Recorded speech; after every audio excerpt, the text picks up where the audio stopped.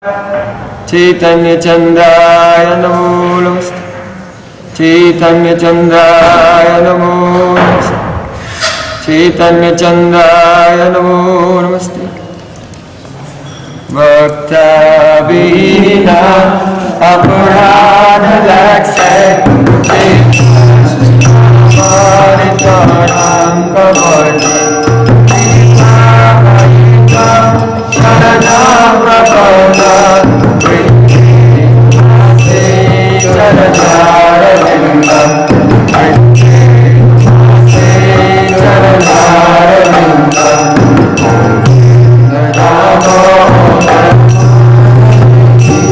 Govinda Damodar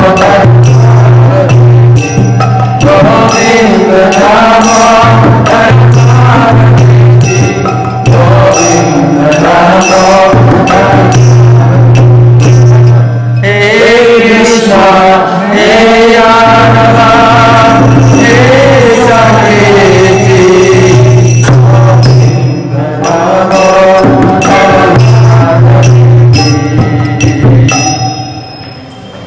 Sham Sundar Shakanta Sekar Maras Murli Manohara Radha and Krsna Mama Pipanidhe Priyatana Kinkarim Kuru Tavai Vasmi Najvami Tayavina Iti Vikyaya Devitam Navam Charantikam.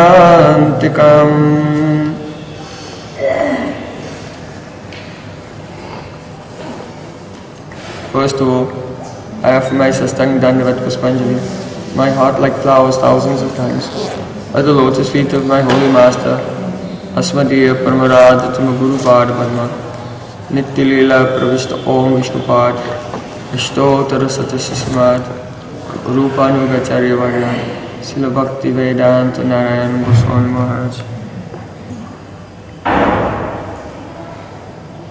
Secondly, I offer my pranam thousands and thousands of times at the lotus feet of my Sri Rupanuga Gaudiya Guru Parampara.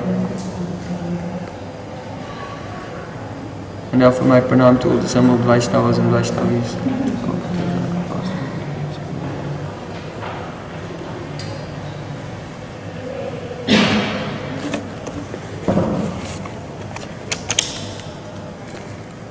So,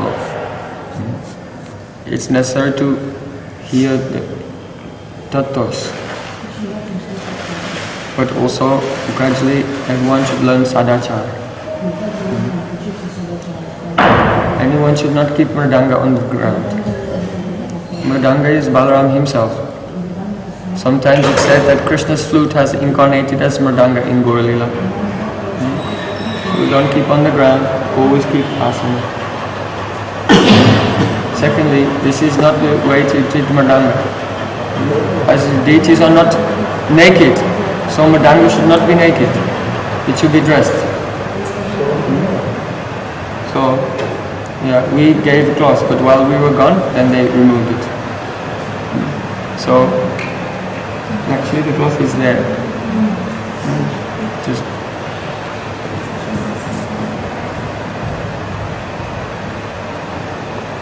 so, if any ladies are good at sewing and they want to make a very nice cover in silk and shining and beautiful, then we can make our mrdangas very beautiful. This one, we have another one as well. This is the paraphernalia of Nam Sankirtan. So why the Krishna's transcendental paraphernalia should be naked and like a beggar in old cloth? Oh, give me karatals. Oh, karatals should be like this. Very beautiful. Not with piece of string for cleaning the floor.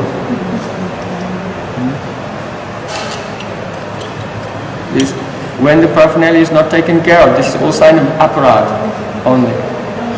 Only Nama Aparad, Guru Aparad, Vaishnava Aparad, Dhamma Aparad. All Krishna's things should be kept in a very nice place.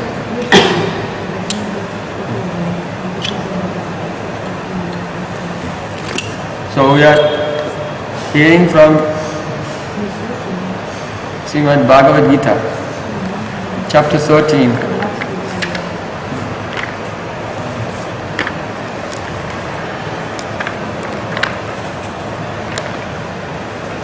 Should understand very clearly. Srimad Bhagavad-Gita has 18 chapters and it is divided into 3 parts. The first 6 chapters, the middle 6 chapters, and the last 6 chapters. So, the first 6 chapters deal mainly with karma yoga. The middle 6 chapters deal mainly with bhakti yoga. And the last 6 chapters deal mainly with jnana yoga. So we know that yoga is one ladder. The first step is karma yoga, then jnana yoga, then bhakti yoga. So why bhakti is in the second place, not in the end? Understand the question? Very important question. Why is bhakti in the middle? Then someone may think karma yoga, bhakti yoga, and in the end jnana yoga is the highest. But this is wrong. Bhakti is the highest. So why is this order there? Same is there in Srimad Bhagavatam. Highest is Krishna Lila.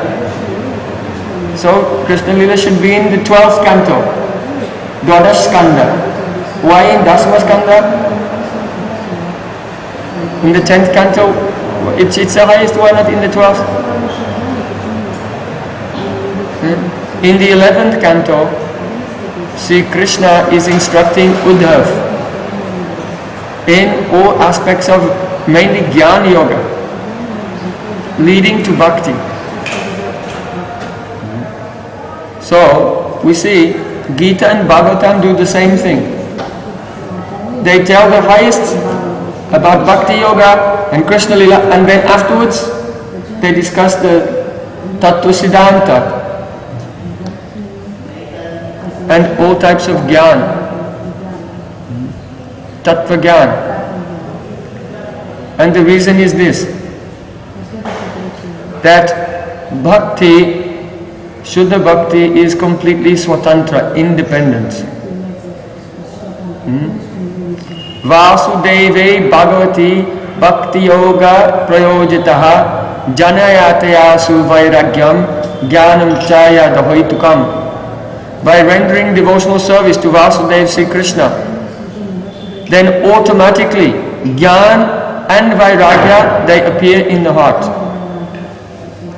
Hoituki, causelessly.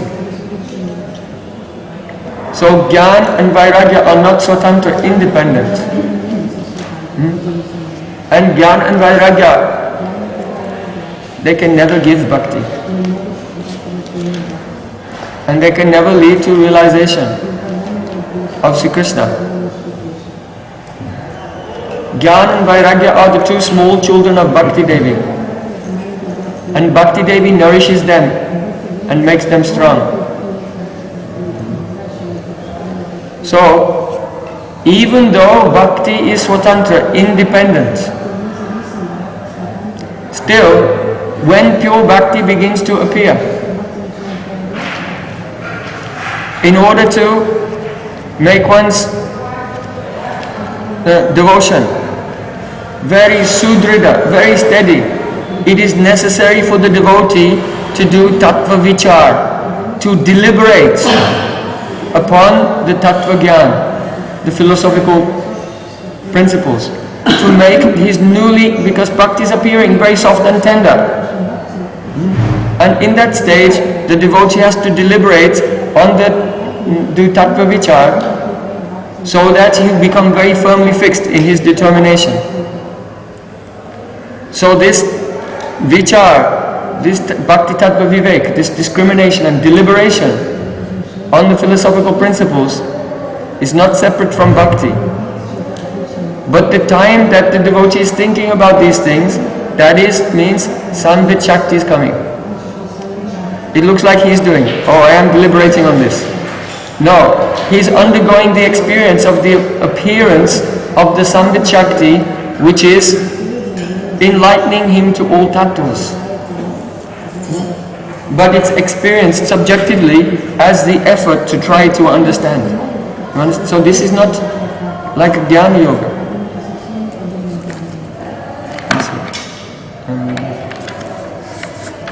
In the beginning of this edition of Bhagavad-Gita, there are very beautiful chapter summaries. The chapter summary for chapter 13 said, "This chapter gives us a deep insight into material nature, Prakriti, and the conscious living entity, the Purush.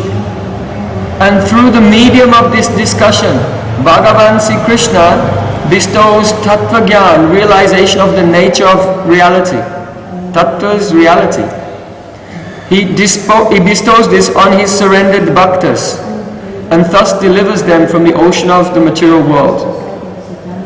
When Shuddha Bhakti arises in the heart, the secondary result is the natural appearance of Jnana and Vairagya. However, in order to make one's understanding of bhakti-tattva very strong and firm, it's necessary to deliberate upon Jnana and Vijnana. And when the bhakta, the devotee, has attained very clear realization of tattvas, then he becomes qualified to experience prema bhakti. So there's no such thing as a pure devotee who is devoid of tattva gyan. Bhakti is not for the sentimentalists who are on the mental platform. The devotees, though they are experiencing divine transcendental emotions, they are not devoid of philosophical understanding. Rather, they are the topmost crest jewel of all philosophers of all time.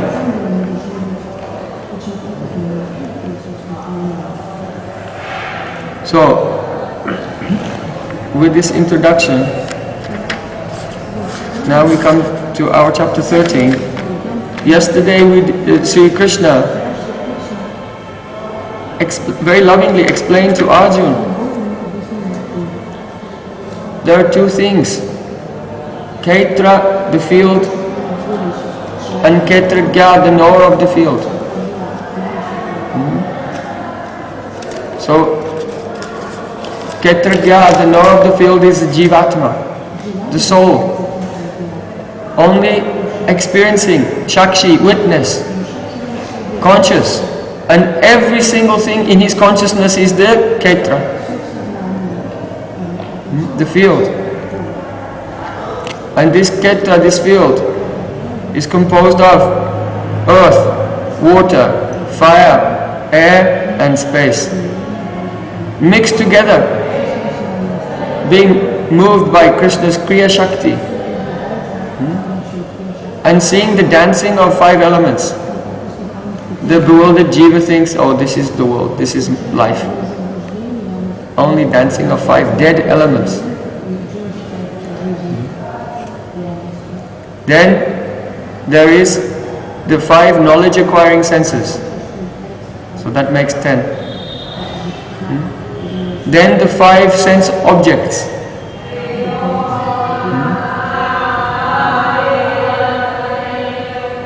Makes 15. Oh, five working senses. Means the power to speak, the hands, the legs, the power to reproduce, the genitals, and the power to evacuate. How many do we have now? 20. Plus the mind. 21. Plus intelligence, buddhi, ahankar, ego. And then mahatattva, chitta, makes 24. The 25th element is not material, that is the soul himself. And the 26th element is Paramatma, the Supreme Soul. And both Atma and Paramatma are living in the heart of the Actually, in this body, in the heart chakra, Atma is staying. And Paramatma is inside that Atma, pervading the Atma. Just as the Atma, by consciousness, pervades the body, the Paramatma pervades the soul. He's the soul of your soul.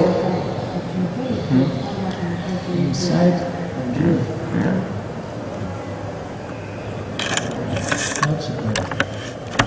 Not two standing like this. This is only for painting. Paramatma is this Atma of the Atma. It's written directly in the Upanishads. So when I told, as the soul pervades the body, the Paramatma pervades the soul, I was quoting from the Upanishads. So, these are 26 elements.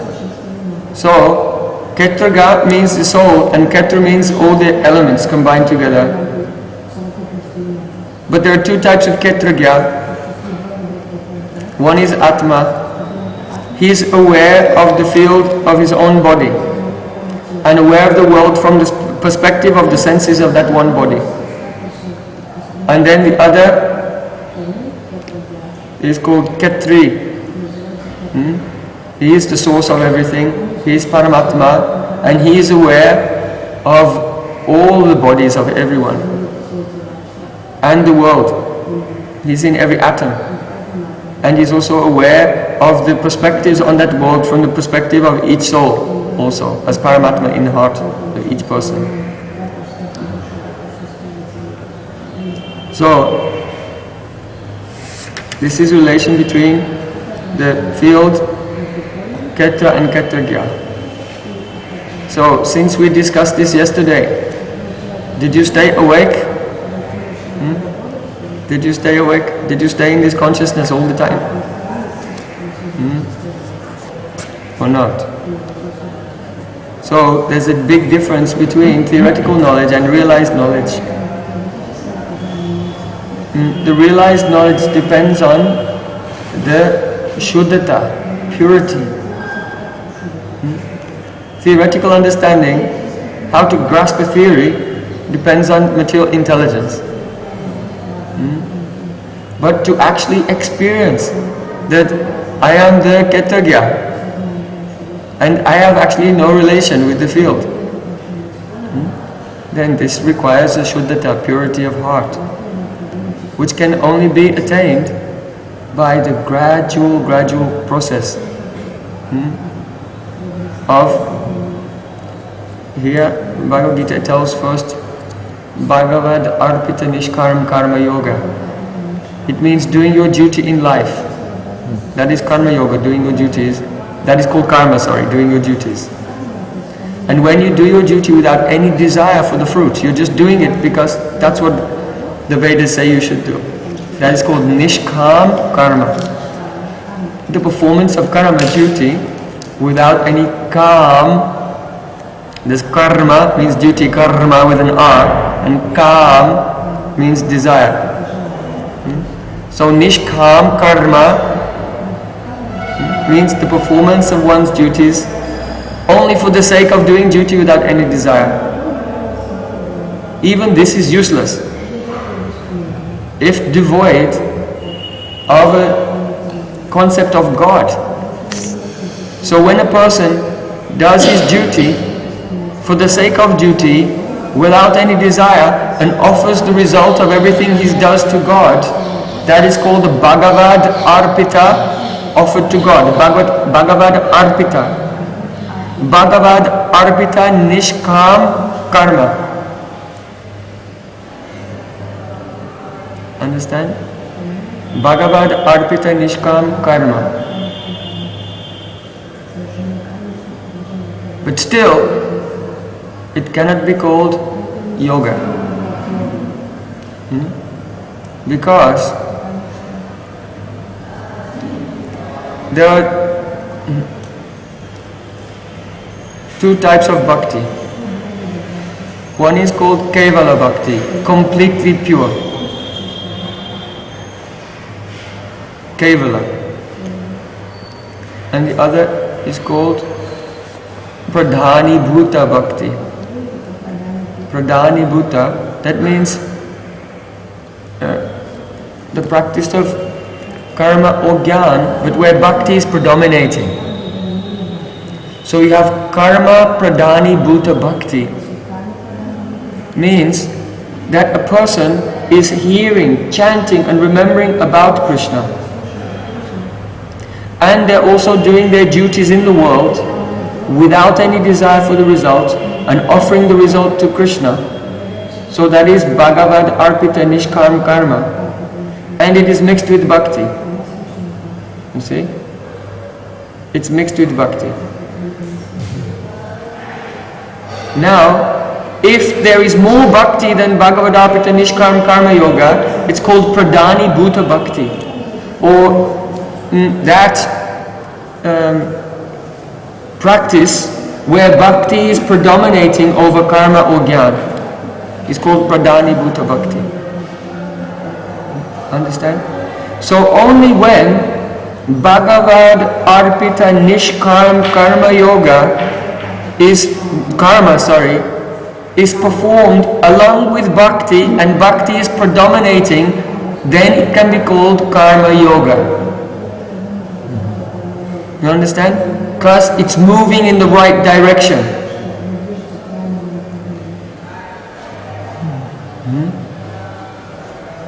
If karma is predominating, then bhakti is not taking the important role.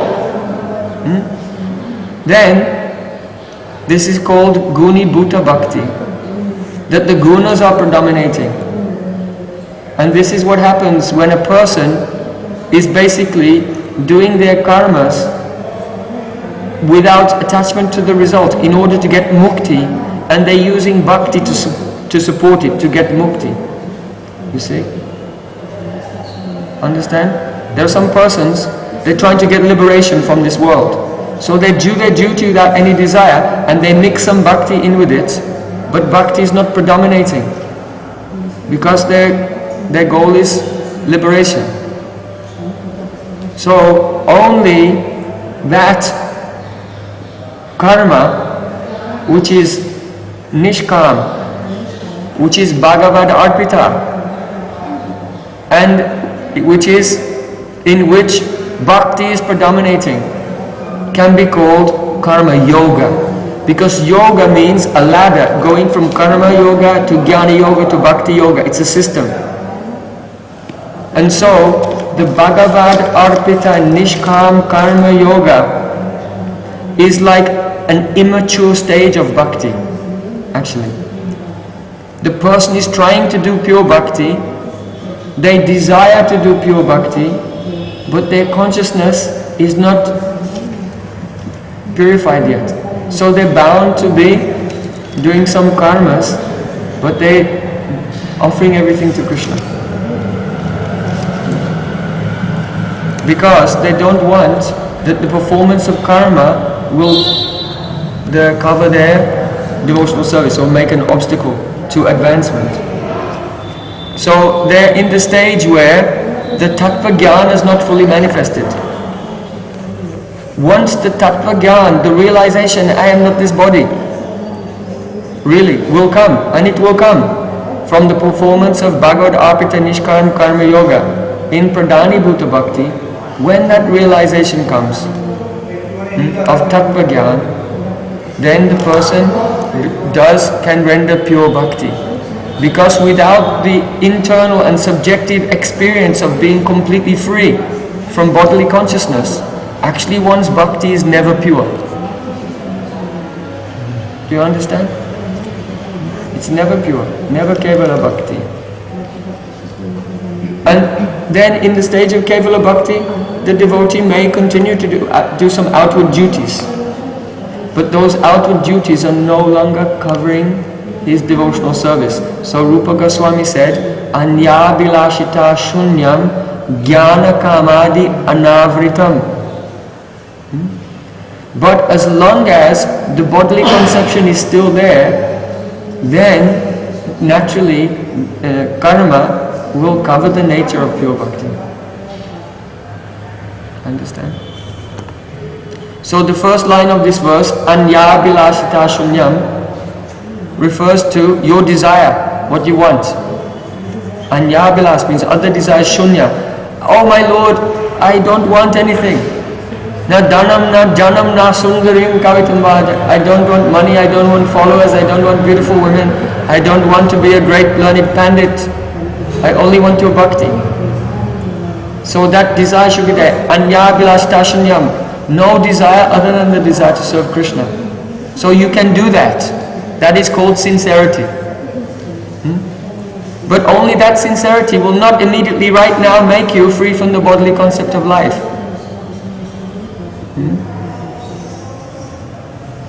And therefore, in that stage, you practice bhakti, but with taking the support of some duties. That's called varnashram dharma.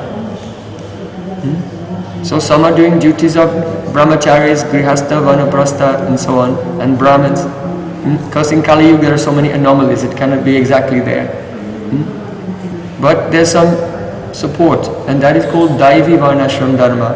The Varnashram Dharma which is used to support the atmosphere of the development of pure bhakti. You see? So, your sincerity has to be there. Anyabhilastashunyam. Just like last night, Srila Bhaktivigyan Bharati Goswami Maharaj, he quoted the verse of Vitrasura. Na kapishtam, na cha paramestam, na sarvabhaumam, na rasadipatyam. I don't want to enjoy heaven. I don't want the position of Indra. I don't want the position of Brahma even in the higher planets. I don't want to rule over the whole universe or the lower planets. Yoga siddhi, I don't want yoga siddhis. Apunar bhavamba, I don't want to be liberated even from the endless chain of birth and death. Then what do you want? Samanjasa tva virahaya kanche. I only want to be absorbed in pure devotion and experiencing this intense love in separation. Vitrasura was saying when he was dying, being killed by Indra, he was actually having a spurti and directly seeing the Swarupa of God and talking to him while Indra was killing him. So, this is your decision, your determination. Anyabhilash, be free from all desire. But jnana kamadyanavritam, until the bodily concept of life is cleared, then there will be some covering of karma and jnana. So,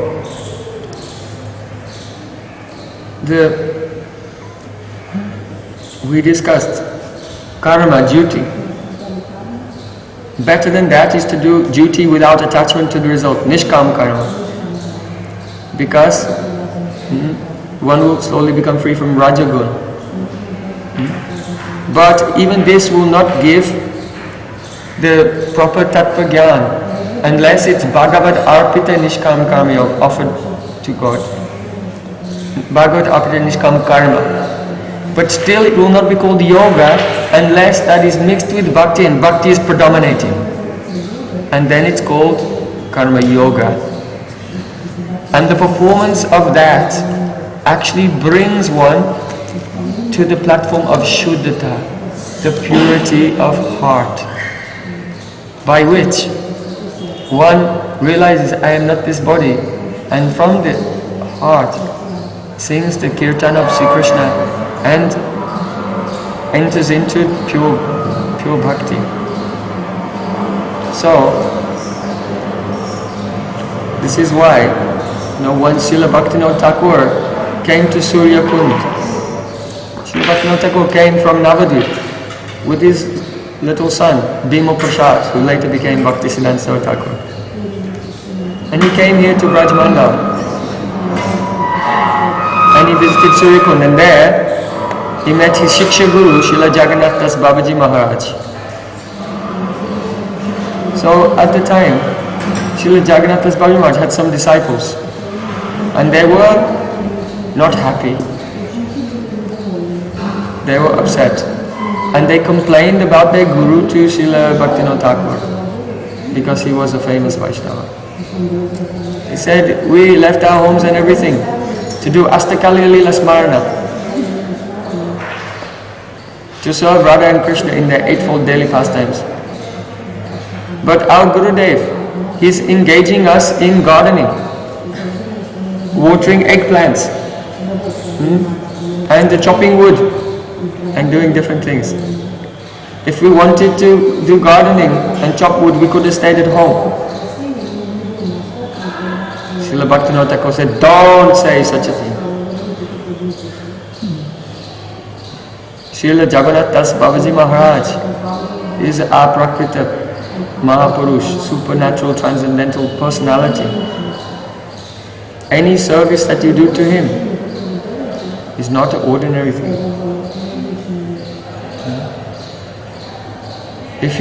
Because why? When you render service to any pure Vaishnava, then by rendering the service, mamata comes, possessiveness. He's my Prabhu. And gradually, as this minus, mamata, becomes devotion to that Vaishnava, and then you can mix your heart with the heart of that devotee. When we make our heart tadatmik, we mix our heart and make our heart one with the heart of the pure devotee, then all the realizations in his heart come to us.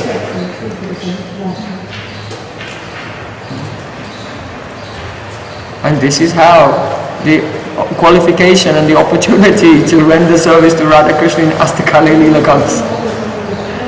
Not by being lazy and sitting around imagining things. By practical devotional service to Guru and pure Vaishnavas, and develop attachment, love for them, and hear very carefully every day. Gradually, by hearing, one is able to mix the heart with the heart of that devotee. Just like Rupa Goswami. Raghunath Das Goswami was very dedicated to him.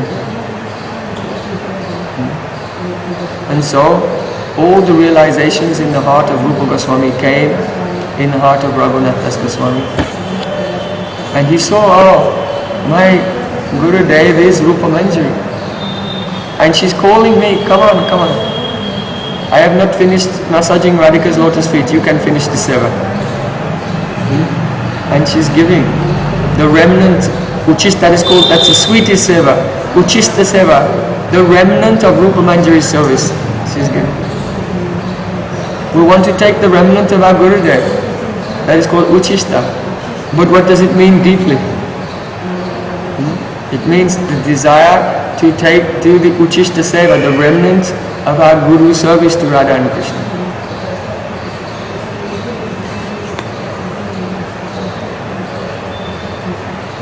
So, Srila Bhaktivinoda Thakur told those devotees, the pure bhakti depends on the shuddhata, purity of heart. So don't try to artificially enter into the higher realm. But have a strong faith that whatever Srila Jagannath Das Babaji Maharaj tells you to do, just do that. And that will be perfect for you. And by this you actually truly enter into the service of Radha and Krishna.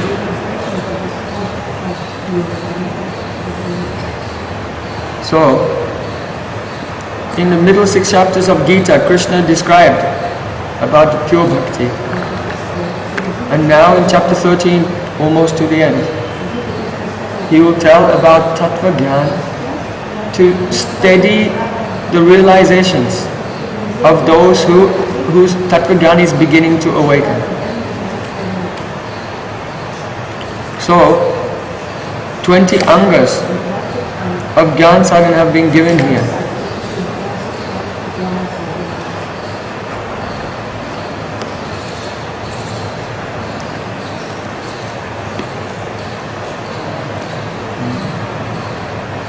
all of these practices, they have no value without engagement in pure bhakti.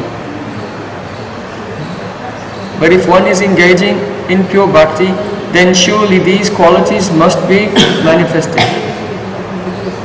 These qualities are actually the qualities of sattva gun. So, bhakti should be followed in two ways. Positively following bhakti, and at the same time avoiding all the types of behaviors and thought patterns which are antagonistic to bhakti. Understand? Etavaneva jigyasa tattva jigyashanatmana anvayadvyatirekabhyam yatsat sarvatra savada. One should search out the truth through the process of bhakti, anvayadvyatirek, both directly and indirectly. So directly means the positive engagement in hearing, chanting and remembering, and indirectly is the endeavor to avoid the activities and the thought patterns which are unfavorable for the manifestation of that pure bhakti. So yesterday we discussed amanitvam, adambitvam, ahimsakshanti rajavam, being free from the desire for honor, freedom from pride, non-violence, forbearance, tolerating all difficulties, simplicity, meaning honesty. Then the next one, acharya pasamam, serving a qualified guru, saucham, purity, internally and externally, staryam, steadiness of mind, equipoise. When one's emotions are fluctuating, mood swings, like a pendulum, this means Rajagun and Tamagun are dancing. So try to be steady in one mood. Detachment from the sense objects. Then anahankara evacha, freedom from false ego. Then janna mrityu jara vyadi dukkha dosha anudarshanam. It means to always see the misery of birth, death, old age and disease.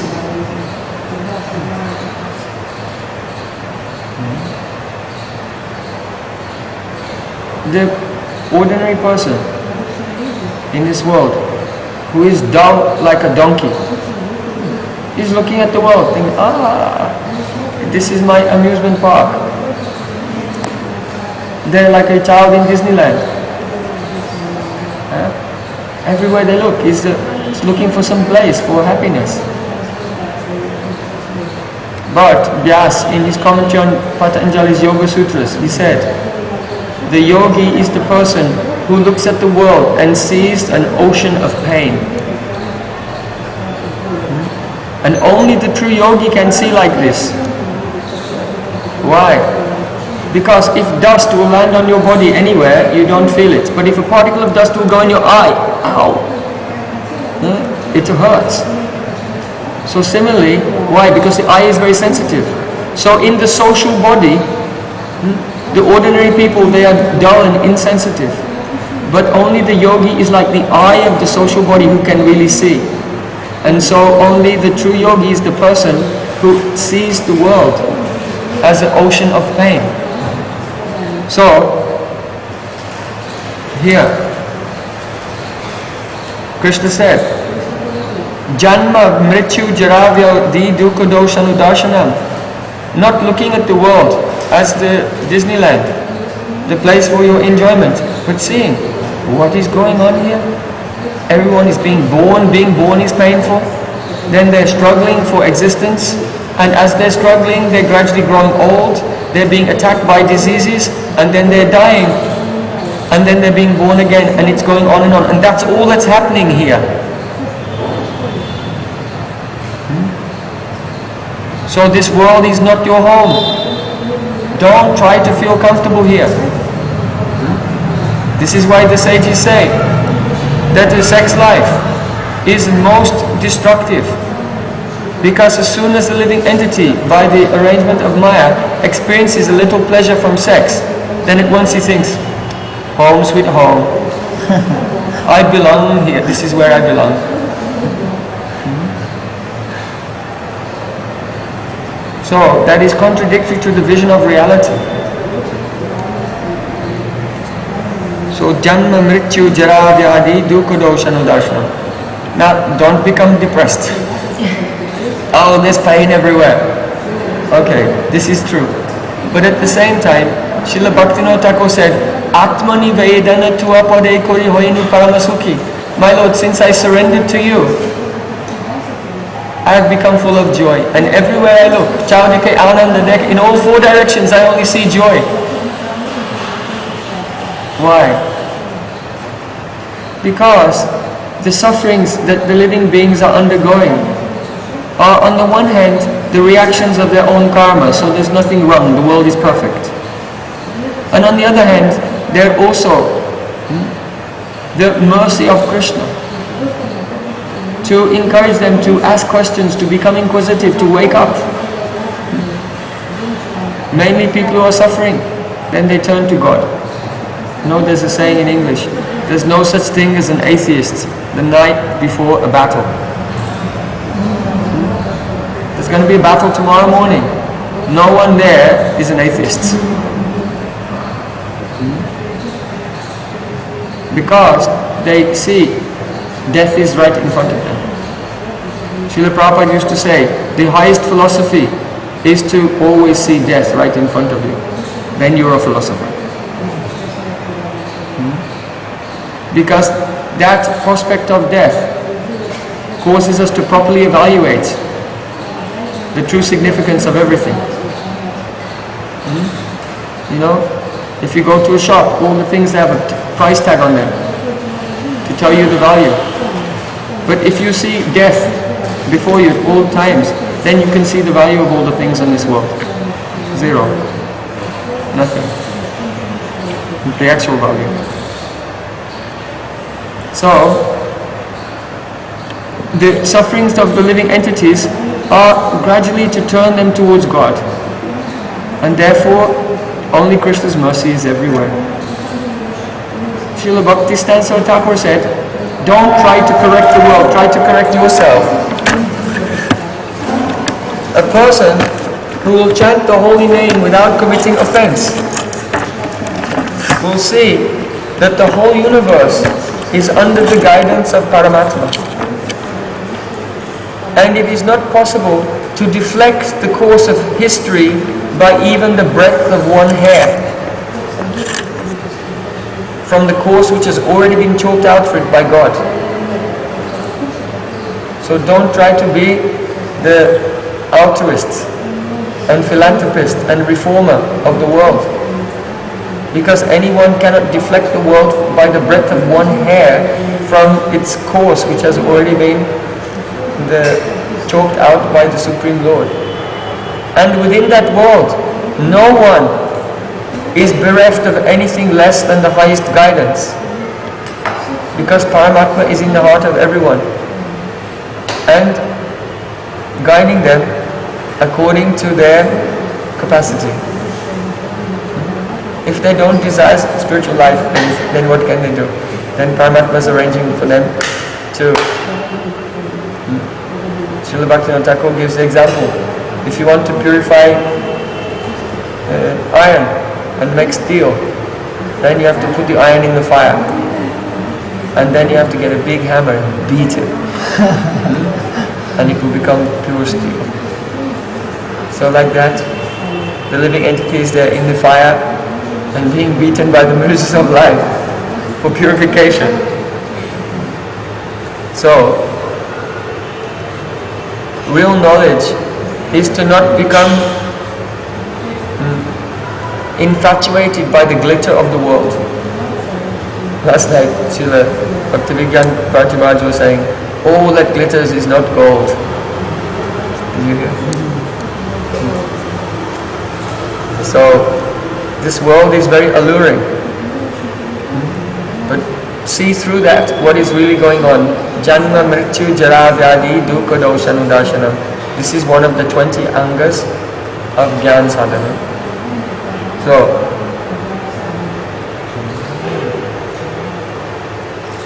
you can see this is not directly bhakti at all. But if you are practicing bhakti and you don't see like this, then it will be difficult, because you will become attracted allured by the world, and it will make your bhakti become slack. One will be lackadaisical in one sadhana, thinking that, I'll go back home, back to Godhead, maybe after a few lifetimes. What's the hurry? I'm going to live for another 50 years. No. So,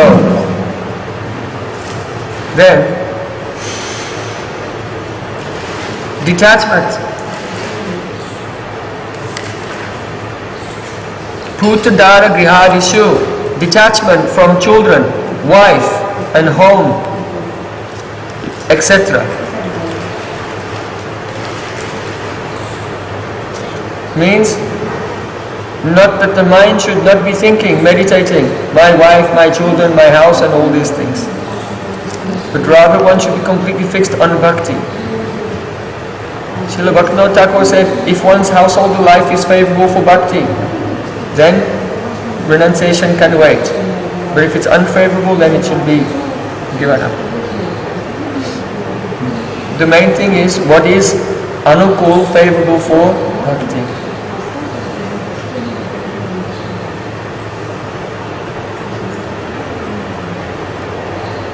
So, in Gyan, in the path of Gyan, a person has to renounce everything, 100%. Otherwise they cannot do Gyan sadhana. That bhakti is so powerful that bhakti can be practiced in any ashram and is not dependent on any ashram.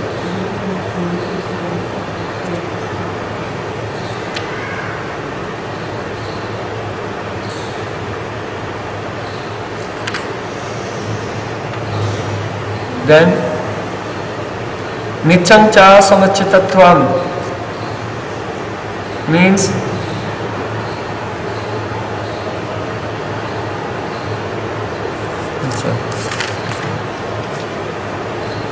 Putadara grihadishu, here Srila Gurudev is saying that in regard to detachment from wife and children, everything means not being absorbed in the happiness and the misery of others. If you see the general worldly family life, every person in the family, the uncle, the cousin, the brother, the mother, the aunt, the grandmother, everyone is constantly absorbed in the happiness and distress of the others. Right? So this is not written there in the Sanskrit, but I just noticed this. Srila Gurudev is given in a very good way. Srila Bhaktivinoda Thakur had 13 children. But he was not absorbed in anything. He was Paramahamsa, completely liberated from this world. So, it's very interesting. If you examine practically what it means, like an endless soap opera of the families and extended families in the world. Everyone is nodding.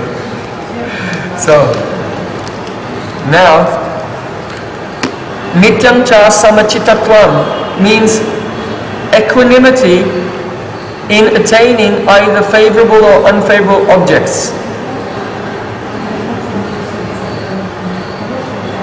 That means good things are happening, apparently relatively good, materially relatively good or relatively bad, but one has samachitta, the heart is the same.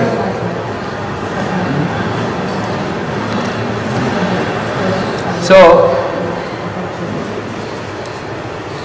Srila Gurudev used to say, how can you tell whether you have developed the sthirata buddhi, the steadiness of mind? It's very easy. When you sit to remember your Gayatri mantras, if you are focused on your mantras, you have sthirata buddhi. And if when you sit to remember your mantras, then after a few mantras you are somewhere else, and then you remember, oh, I'm supposed to be doing my Gayatri, then you don't have sthirata buddhi. So you can easily examine for yourself. Take your own pulse like an Ayurvedic doctor and see. Then, very interesting. The next one is Mai Chanyanya Yogena Bhakti Avyabhicharini.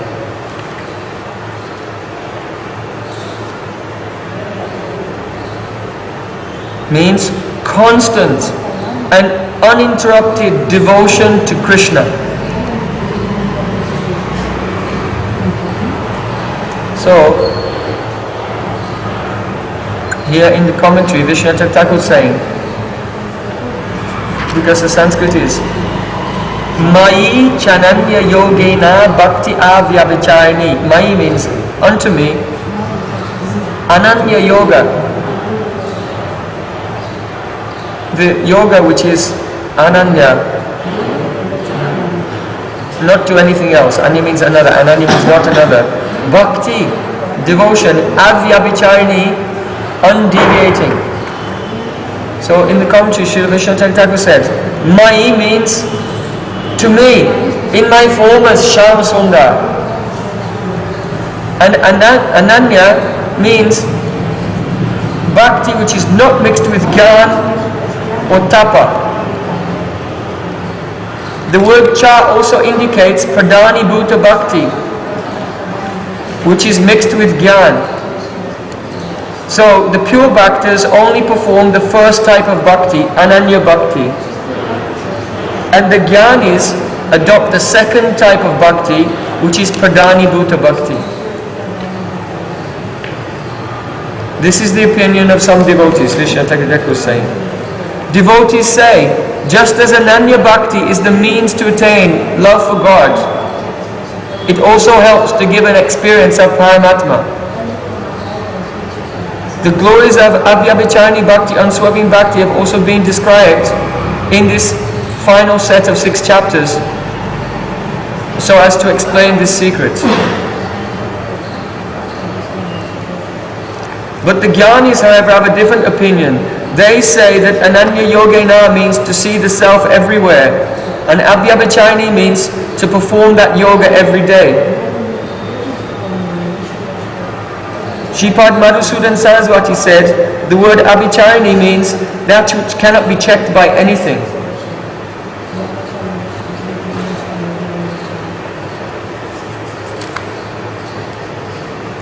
So here, this is given as the 20 angas of Gyan Sadhana. So, the object of the Gyan Sadhana is Paramatma. So the Jnanis say devotion to me means being practiced to see Paramatma in everyone. But the devotees will interpret this to mean, no, to see Shyama Sundar, to be constantly devoted to Shyama Sundar. But because of the context here in Bhagavad-Gita, the context is the discussion of Gyan Sadhana, we will take it one way, but Krishna speaking in the context of Gyan Sadhana here. So Vishwanath Thakur was given both interpretations. Now, the next one, very nice. Vivikta Desha Sevitvam. Vivikta Desha Sevitvam means to like to be alone. To like to be alone. So for Jnanis, it's important for their sadhana to be alone. But for devotees, it's more important to have sadhu sangha. But the sadhus, they will be doing their bhajan also, alone. So you cannot be with them all the time. So then one can do seva along with the devotees. But especially every day, some time should be spent alone and just chanting. Sometime every day. So one should have a balance. Otherwise, by the mode of passion wants to make one socialize all the time. And the false ego is very, very, thinks that the most sweet nectar is the sound of one's own voice. So there is addiction to, instead of spending time chanting, to just socialize and talk. So first thing Rupa Goswami said, Vacho Vegam, control the tongue. So that's very good. If you go to a quiet place and chant. The French philosopher, theologian, Blaise Pascal, he said, all the problems of the world stem from one thing, the inability of a man to be alone with himself in a room. So there's a great deal of truth in that. If we cannot spend time alone with ourselves, chanting Harinam, how will we ever become antaramukh, introspective? By always mingling all the time, one becomes extremely extrovert. That is a bahirmukh, and turned away from Krishna. So don't become a hermit and never speak to anyone for the whole day and no one sees. You must come in sadhu sangha. Hear and chant together with the devotees. But make a good amount of time every day. If you can, 5-6 hours, you can chant 64 rounds alone. Very good. So then, the next one seems to be similar. Arati Jana Sangsadi means that having, this is not being alone, but this means arati, not having rati, attachment, jana sangsadi, for the association of sense enjoyers, ordinary worldly people. Don't want to be with them. It doesn't matter if they are rich, if they are famous, if they are influential. What is the value of being rich, famous and influential in the world of birth and death? This is nothing. Bhagavatam says, Swavedhostakara. Srila Shukadeva Goswami is saying, men who are like dogs, hogs, camels and donkeys, they praise other men who are the best dogs, hogs, camels and asses. Dog means beggar. Dog is going out sniffing here and there and door to door trying to beg something. Srila Prabhupada gives the example of, this is the modern university, teaching you how to be a dog. You work hard for 4 years to get your diploma, and then you go with your diploma begging someone, please employ me, please employ me. Let me be your slave. So modern university, only how to be a dog.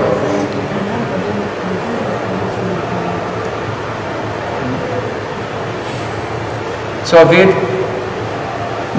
dogs, hogs and pigs. The pigs, they have sex anywhere, even with their mother and their sister and their daughter. They are the symbol of the complete absence of discrimination. So those persons who live in society where male and female, they mix without any restriction, and they have no discrimination on what they're eating, then they are like pigs. Dogs, hogs, camels. You know, the camel is very thirsty and cannot find anything to drink or eat. Then in the desert he finds the thorn tree, and then he starts to chew the thorn tree. And it's dry, there's no juice. But the thorns cut his mouth and his blood is flowing, and thinking, very juicy. So much juice in these thorns. But he's actually tasting his own blood. So this is compared to the man who is enjoying sex life. He says, oh, this is very happy, very good. But what is he doing? He's losing the semen, his ojas, the subtle energy of the body, which is his own future, his future health, his concentration, his mental and intellectual abilities and everything. And he's tasting this, eating it away, till after a few years he will become so dull, stupid, no memory, no concentration, and he'll be attacked by many diseases and have stroke and all of these things. But at the time he's saying, ah, very good, just like the camel saying, very juicy, chewing his own blood. So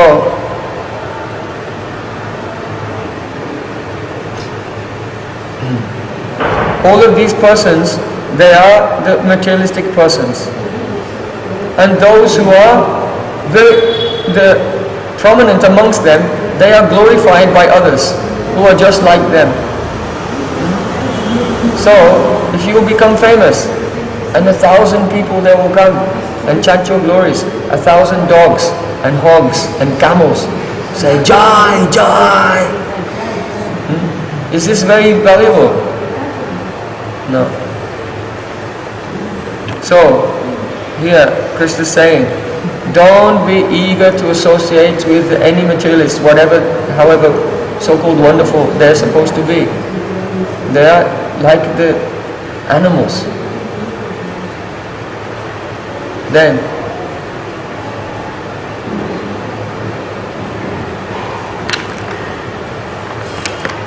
the next one, Adhyatma Gana Nittatvam Tattva Jnana Darshanam.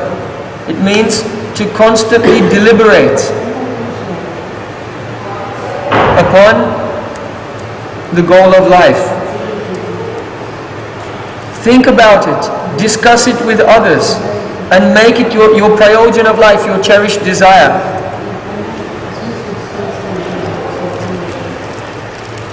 Of course, for the jnanis, theirs is to attain liberation and realize Paramatma.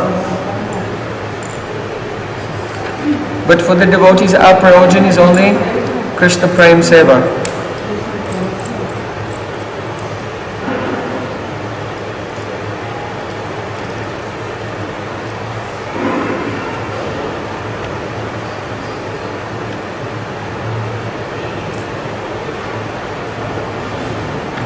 So now, Krishna said, now I'll explain to you what is Gaya, what is to be known. And by understanding the knowable, one attains immortality, Amrita. Brahma, who is without beginning and dependent on me, lies beyond the cause and effect of this world.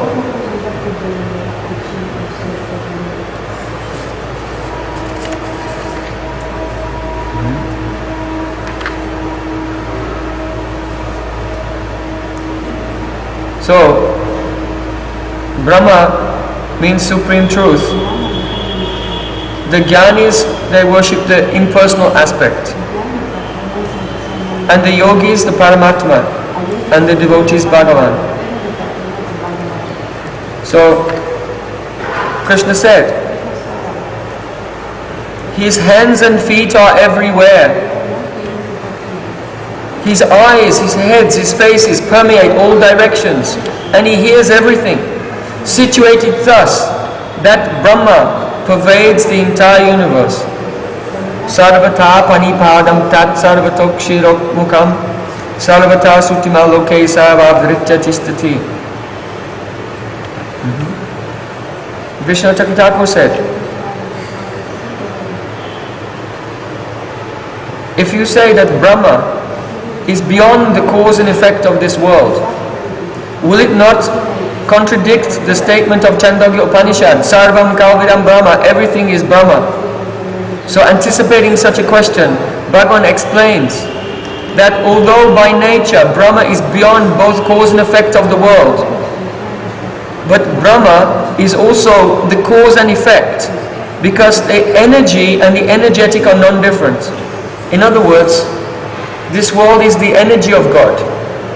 But on the other hand, Shakti Shakti Matayo Abhed. Shakti and Shaktiman, the energy and the possessor of the energy are also inconceivably different and also one with each other. Because the Shakti is never independent of Shaktiman. The Shakti is always under the control of Shaktiman. And the Shaktiman expresses his desire and everything through Shakti. So it's not different from him. So now the very astonishing thing. Vishnu Thakur is saying, therefore, Krishna is saying that his hands and feet are everywhere. This means that Brahma, the Supreme Truth, has unlimited hands and unlimited feet in the form of the hands and the feet of every visible entity. Sometimes when people read such verses of Gita, his hands are everywhere, his feet are everywhere. Or the Purusha Shukta of Rig Veda, Sahasrasi, Sahapurusa, Sahasaksha, Sahasapati. The Supreme Purush has thousands of eyes, thousands of hands. Then someone thinks, well, that's a strange looking person. Eyes everywhere, many hands, so many heads. What a weird looking person. No. He's saying here, what does it mean? It means that Supreme Lord himself has manifested through his Shakti this entire universe. And every single head in the universe, every hand in it, every mouth, every eye, every ear is his. Predominantly it is his. And afterwards, secondarily, the jivas are riding in those forms manifested by him, and out of illusion thinking this is me and that's you. You see? So what does it mean to be near Dandva, free from duality? It means to see everywhere is nothing but Krishna in the form of the Virat Purush. And secondarily the jivas are there. This is why Vedanta Sutra says, Vyapadesho bhaktastad bhava bhavitvat. It means that every word is a name of God. And secondarily it means something else.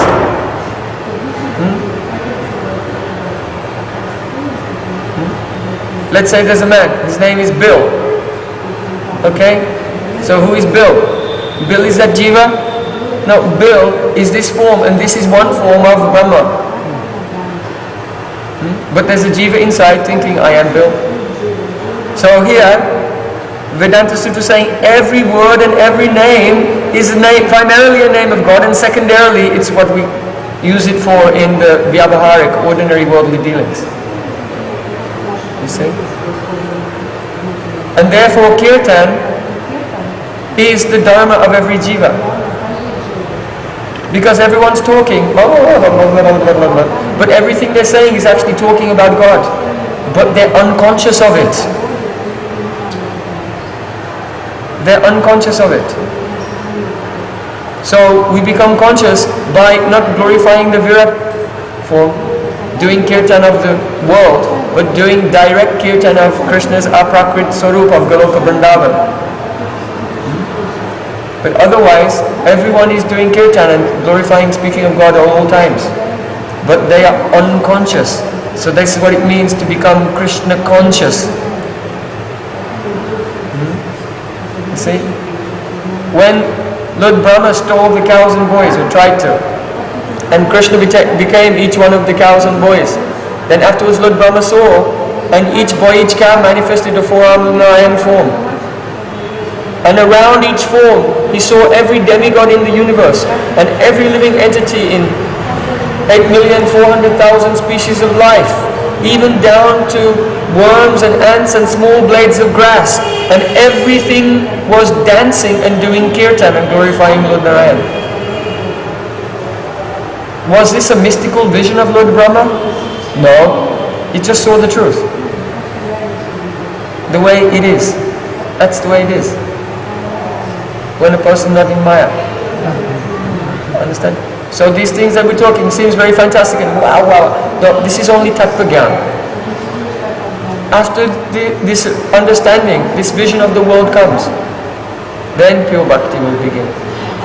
But we practice bhakti from the beginning. And if we are practicing bhakti properly, because bhakti is independent, this knowledge should come by itself. automatically. This is why Srila Bhaktivinoda Thakur in his commentary here, or Srila Vishwanath Thakur, he said,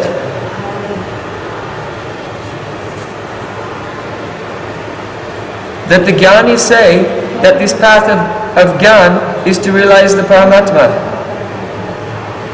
But the devotees say Ananya Bhakti is, though it's the means to attain Bhagavad praying, it also helps to give the experience of Paramatma. So automatically the realization of Brahman and Paramatma becomes without any effort to those who are doing Bhakti. But if this change, this radical shift in consciousness, this moment by moment awareness of the presence of God everywhere, directly, is not coming, then one is not practicing Bhakti properly.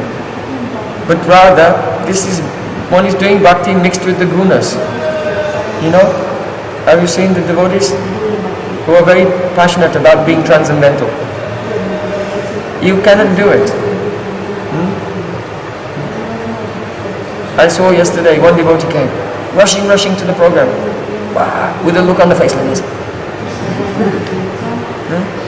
And then pushing the others out of the way. Move! Make some space. Step over there. She told there was a space in front of some sannyasis. She said, you sit there. I said, I'm not going to step over the heads of sannyasis. There may be a space there, but I'm not going to step over sannyasis. And then one devotee was about to sit down,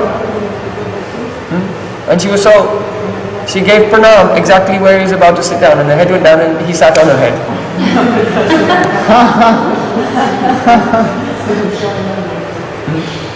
I'm just telling some example. When devotees, always in the mode of passion, rushing here and there, telling everyone what to do, this is not bhakti. So be careful. And when bhakti is practiced in tamagun and rajagun, then it takes very, very long time for purification to take place. Long time. And in the meantime, so much pain and problems.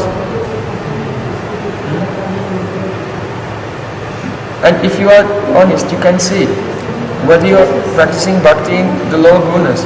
At least one's life should have the support of sattva. Prior to the liberated stage of consciousness, everything you should do should be sattvic.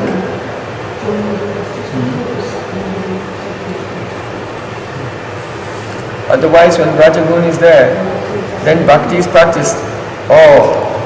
For followers and money and fame. You want initiation? Yeah, take initiation. You want initiation? No, anyway, take initiation. And initiation, everything that has a pulse. You have a pulse? Okay, take Diksha. No pulse, only Harina.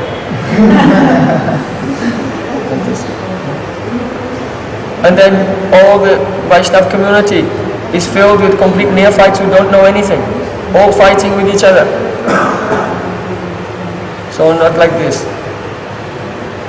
But devotees should be very careful to avoid the sangha with the lower gunas.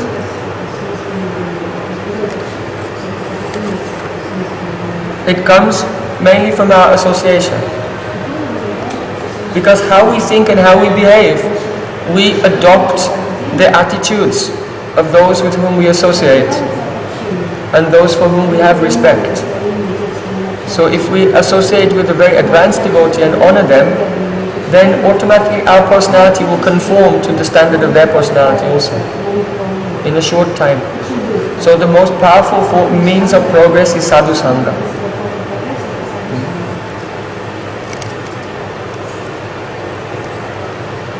So we have read the commentary of Srila Vishwanath Thakur on this verse. We can read the commentary of Srila Bhaktivinoda Thakur tomorrow. Are there any questions? Yes. Two questions, one from yesterday. So first from yesterday, I didn't understand Brahma Sayuja. Brahma Sayuja, yes. Is it compared to Brahma Viruti? Yes. The same, but what is the link with Brahma?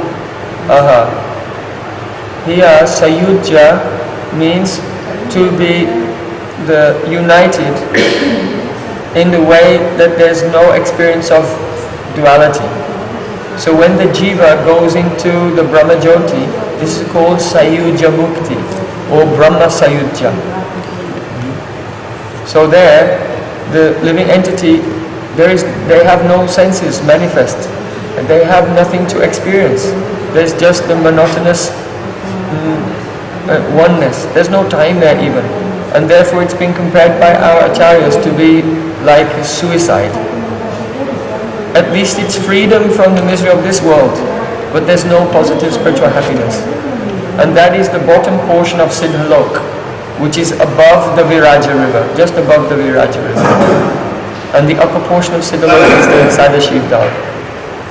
So sometimes, some people, they worship Lord Shiva to get liberation, but they develop love for Shiva and they end up they get liberation to Shiva Lok. And there they become devotees by Lord Shiva's mercy. It's all this is discussed in detail in Brihad Bhagavatam. Yeah. Any other question? Second question is going to this one. But this Brahma is like Brahman. It's not like compared. Yes. And this second question is about the people who worship Shiva, like Sankirtan. What is their goal? I met some different people that were studying Bhagavad-Gita very seriously, and really the realization, the goal was to become Krishna conscious. If you know that I am Krishna, yeah. Everything is consciousness. So what is their goal? Is it like Mayavadi or something, or is it like the Shankaracharya was Shiva? Shankaracharya has spoken about the path of Jnana, not Jnana Yoga. Jnana Yoga is a practice which has as its aim Kevala Bhakti. The word yoga can only be affixed to any practice if the goal is pure bhakti. So if the goal of karma yoga is to get the tattva jnana so that you can render pure bhakti, then it's called karma yoga. Otherwise it's only karma or nishkam karma. But the word yoga can only be used when the goal is to develop pure bhakti. So the same with jnana yoga. So Shankaracharya is not teaching jnana yoga, he's teaching only jnana. And the goal of that jnana is mukti. But because he's a pure devotee, Lord Shiva, it was a trick. And he taught his followers the fastest way to get mukti is by bhaja govindam, bhaja govindam, bhaja govindam mudamate. And his intention was that those who want mukti will strive for mukti by worshipping Krishna, but then experience so much happiness in worshipping Krishna that they give up jnana and give up the desire for mukti and then become pure bhaktas afterwards. So that was his intention. Yes, since renunciation is really only, it sounds like you're saying that since any ashram can be a vehicle for pure bhakti, then if it's natural for the devotee to release all desire for sense enjoyment, such that sex life basically becomes procreation only, then is it still, for one who is not with a partner per se, is it still a natural thing to desire to be in a partnership without the thought even of having family, but say, I want to preach, but I want to preach with someone else? That's an interesting question. In Jaiva Dharma, there, Srila Raghunath Das Babaji Maharaj, he said, a real Vaishnav Grihastha is the person who enters into the Grihastha ashram with no intention of having children. Oh, nice. So they're really brahmacharis, but they're serving together. You see, I see this in older couples after they've already had their children. They even have separate beds. They seem to, but they're so lovely. They're so devoted. Well, the thing is that actually in Kali Yuga, very few jivas are qualified to go on the path of complete renunciation. And also, because they don't remember previous lives, inexperienced in the world.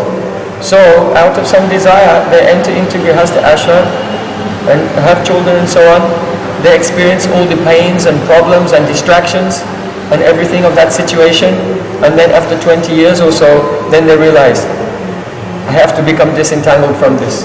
And then they become first renounced from social activities. So that's called vanaprastha. Vanaprastha is where the husband and wife, they retire from any social activities and obligations and move to a holy place to do bhajan together. And then last ashram is sannyas, is complete renunciation, like this. So for most people, if they'll renounce too soon, before the heart is pure, what will happen? If the renunciation is artificial, then you become a desperado. You become a very desperate person, always angry, critical, envious, and the heart becomes hard. So you also see in Jaiva Dharma, the two main characters are Vijay Kumar and Brajanath. So Vijay Kumar, he was already married, and he was old, his children had grown up, and in the end of Jaiva Dharma he renounces. And Brajanath, he was young, and in the end of Jaiva Dharma his guru tells him to get married, though he doesn't want to even.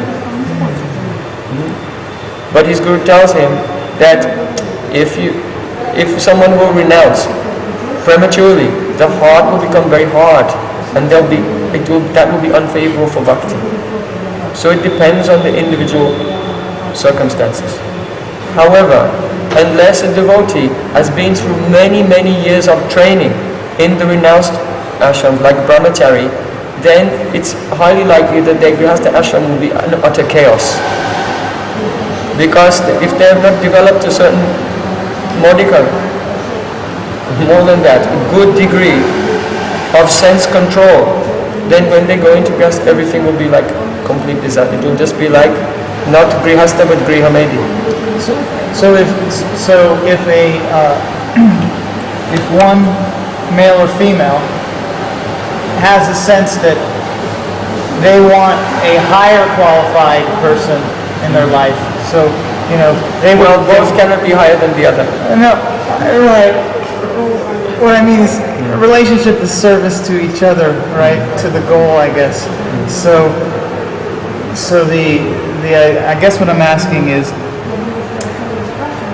does it make sense that a partnership with one, where one is enabling the other towards devotional service? Yes, in a grihastha ashram, husband and wife help each other. Serve Krishna. Krishna is in the center. No sense gratification at all. And both should assist each other in seva. Manas deha geo jogituno.